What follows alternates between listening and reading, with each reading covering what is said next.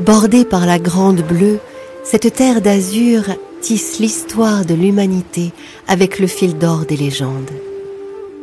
Sur le vieux grimoire, comme une poudre de fée par le Mistral déposé, soufflons la poussière ocre et le pollen lavande pour nous plonger dans les contes et légendes de la Méditerranée.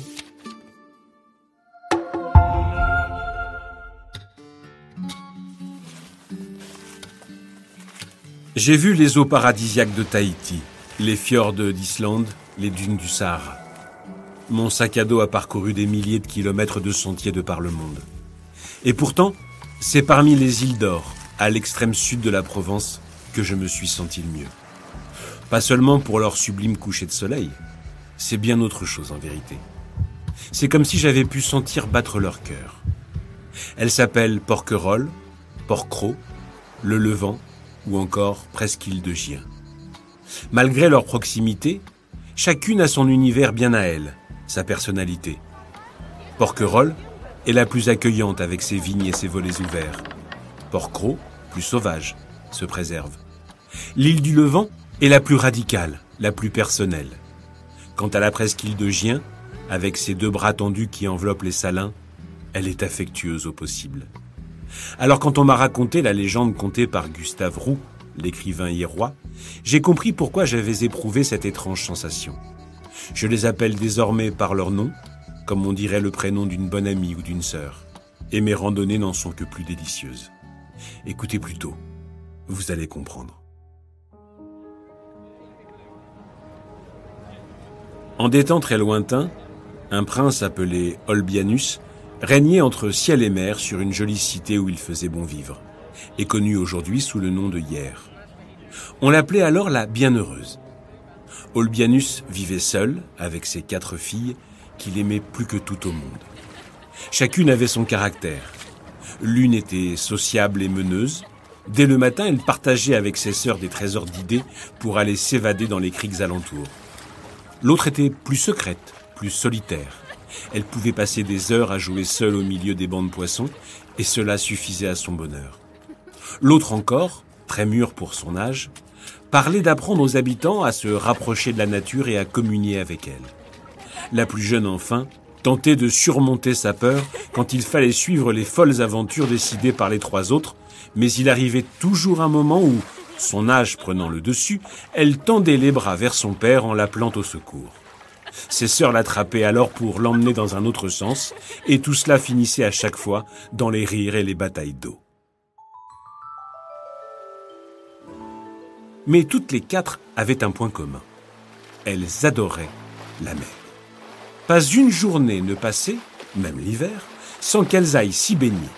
Dans une autre vie, elles avaient dû naître poissons, car elles n'étaient jamais plus heureuses que quand leur corps était immergé. À vrai dire, leur quotidien n'était rythmé que de challenges sportifs. À qui arriverait la première à l'eau? À qui sauterait du rocher le plus haut? À qui toucherait la première la barque de l'ami pêcheur qui venait de leur faire signe? À qui irait le plus loin au large? Les petites avaient le goût du risque et leur père ne comptait plus le nombre de frayeurs qu'elles lui avaient causées. Et malgré ces avertissements répétés, les 4 intrépides, se croyant invincibles, lui répondaient. Faites-nous confiance, père. Nous ne sommes plus des enfants et nous n'allons jamais loin quand le vent se lève. Olbianus avait une autre inquiétude en tête. Il était un danger bien plus grand que les vagues et les piqûres de méduses, plus terrible que les cauchemars qui les avaient réveillées parfois tremblantes en pleine nuit. Un danger qui ne venait pas de la nature, mais des hommes. Olbianus avait jusqu'à présent pris le parti du silence. Et puis ici, sur ces terres, il n'était jamais rien arrivé. Pourtant, sur la côte provençale, un peu plus loin, des familles endeuillées pleuraient leurs enfants disparus et jamais retrouvés. Un matin, alors qu'Olbianus guettait ses filles qui nageaient un peu trop loin, il remarqua un pêcheur qui avait l'air d'être très inquiet. « Eh bien, mais quelle mine déconfite! Je vois ta barque chargée de thon et de rouget. Que se passe-t-il? Qui te contrarie autant ?» lui dit Olbianus. « Seigneur, les pirates, ils ont attaqué près de Marseille. Prions pour qu'ils ne s'approchent pas de nos côtes, je n'ai qu'un fils, et je mourrais de le savoir enlevé. » répondit le pêcheur. Les pirates. L'homme lui avait rappelé ce qu'il redoutait le plus. Des hommes sans foi ni loi, qui prenaient par surprise les bateaux et les villageois en quête de butin juteux et de futurs esclaves à vendre à bon prix. Ils savaient où passer, où attaquer. Quand ils avaient choisi leur proie, c'en était fini. Que faire? Que dire à ses filles? Il essaierait de leur parler le soir même sans trop les effrayer. Mais accepteraient-elles de renoncer à l'appel du large? Rien n'était moins sûr. Les 4 nageuses se trouvaient déjà très loin des côtes. Elles s'étaient arrêtées pour faire la planche. C'était l'habitude avant de rentrer vers la plage. C'est alors qu'Olbianus l'aperçut. D'abord un point vague, puis quelque chose qui ressemblait à une frégate et qui se rapprochait rapidement. Et soudain, il reconnut la forme du navire. Saisi de panique, il se mit à crier à plein poumon en faisant de grands signes des bras. Aucun doute, les pirates se dirigeaient droit vers ces 4 trésors. Au large, la plus jeune crut voir sur la rive un homme qui bougeait d'une drôle de façon. « N'est-ce pas notre père qui nous appelle ?» dit-elle aux autres. Mais elles n'eurent pas le temps de lui répondre que le navire était maintenant à vue, monumental, qui fonçait sur elle. Le vent soufflant en direction de la côte, elles purent entendre les cris des pirates. Armés de sabres, ils vociféraient des mots incompréhensibles.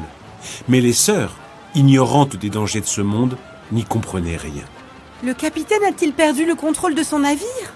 dit la plus jeune. Quand les sœurs prirent enfin conscience de la violence qui allait s'abattre sur elles, elles décidèrent de se séparer. « Fuyons, chacune dans une direction, aussi vite que vous le pourrez. Et n'oubliez pas, rien ni personne ne pourra jamais nous séparer. » dit la plus âgée. Mais le navire était déjà trop près, et Olbianus assistait impuissant à la scène. Il ne restait qu'un seul espoir, s'en remettre au ciel. Implorait pour que quelque chose se passe, n'importe quoi qui change le cours de cette histoire. Il se mit à genoux sur le sable, ferma ses yeux remplis de larmes et entra au plus profond de lui-même. « Sauvez-les! Sauvez-les » répétait-il sans discontinuer. Il ne vit pas de ce fait l'incroyable miracle qui se déroula sur le champ, car le ciel l'avait entendu.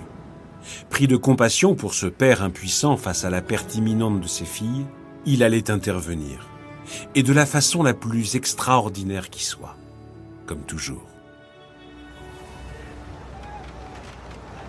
Les pirates étaient maintenant assez près des nageuses pour les saisir au vol, mais soudain l'impossible se produisit sous leurs yeux.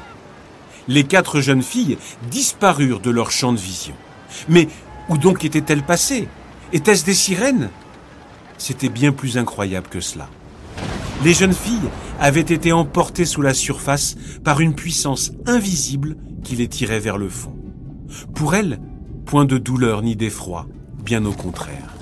Une force immense les envahissait, quelque chose qui venait du dedans, qui les transformait en pierre, en sable, qui les unissait à la mer.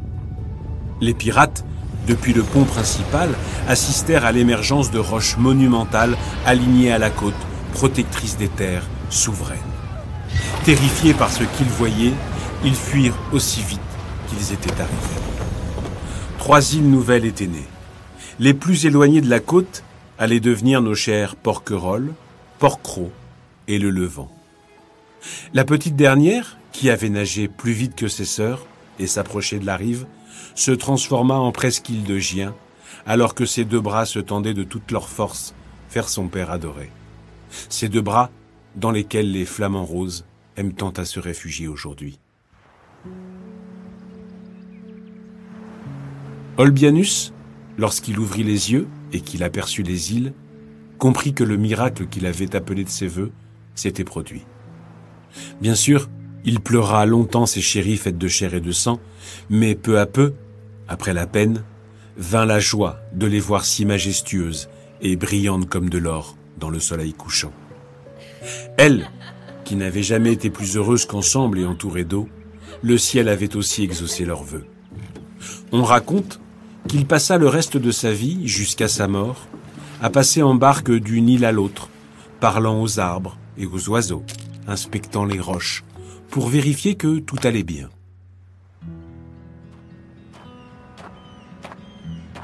Vous comprenez mieux maintenant mon bonheur lorsque je parcours les sentiers de ces îles. Ah, avant de vous quitter, j'ai un conseil à vous donner si, vous aussi, vous vous y rendez. Attendez que le soleil décline et tendez l'oreille. Vous entendrez peut-être, à la tombée de la nuit, quand les oiseaux marins cessent leur bavardage, les battements de leur cœur. L'aîné avait raison. Rien ni personne ne pourra les séparer. Jamais. Refermons pour aujourd'hui le vieux grimoire de cette terre de légende et retrouvons-nous vite pour de nouvelles histoires.